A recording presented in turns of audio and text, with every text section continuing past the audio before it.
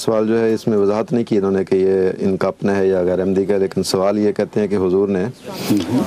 مجلس سوال و جواب میں کسی کے پامسٹری سے متعلق سوال پر وضاحت فرمائی تھی اور اسے رد کیا تھا، اور فرمایا کہ جی وہ پھر آگے اور فرمایا کچھ سائنٹیفک طریقے ہیں ان سے پتہ چل سکتا ہے۔ سوال یہ ہے کہ وہ طریقے کون سے ہیں اور کیا وہ ایسٹرالوجی جس میں ایسٹرالوجسٹ کسی شخص کی پیدائش اور بعد کی زندگی کو ستاروں کے اثرات کے تحت، میں خیر سنائی بات پہ بات لگتا ہے کہ وہ سوال بنایا ہے، اس میں تو میں نے خوب کھول دیا ساری باتیں وضاحت کر دی، وضاحت سے کھول چکا ہوں۔ سائنٹیفک طریقے کوئی بیرونی طریقوں کی بات میں نے نہیں کی تھی، میں نے یہ بتایا تھا کہ ہر انسان جو کام کرتا ہے اس کے چہرے پر اس کے آثار ظاہر ہوتے ہیں، اس کی پیشانی پہ لکھا جاتا ہے کہ وہ کیسا ہے، اور قیافہ شناس انسان بڑی آسانی سے کسی انسان کے سچ جھوٹ کو پہچان لیتے ہیں، اس کے مزاج کو سمجھ جاتے ہیں،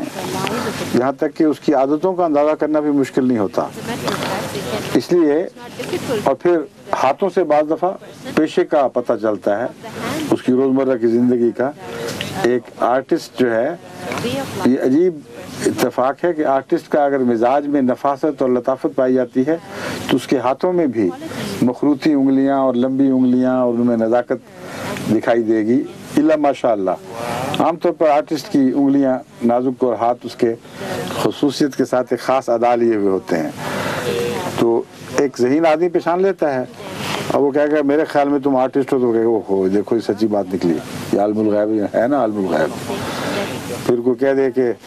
تمہارے چہرے سے پتہ چلتا ہے کہ تم اس مزاج کے ہو، تو تم کہہ دو عالم الغیب ہے۔ یہ باتیں عالم الغیب ہونے سے تعلق نہیں رکھتی، بعض آثار ظاہر ہو جاتے ہیں،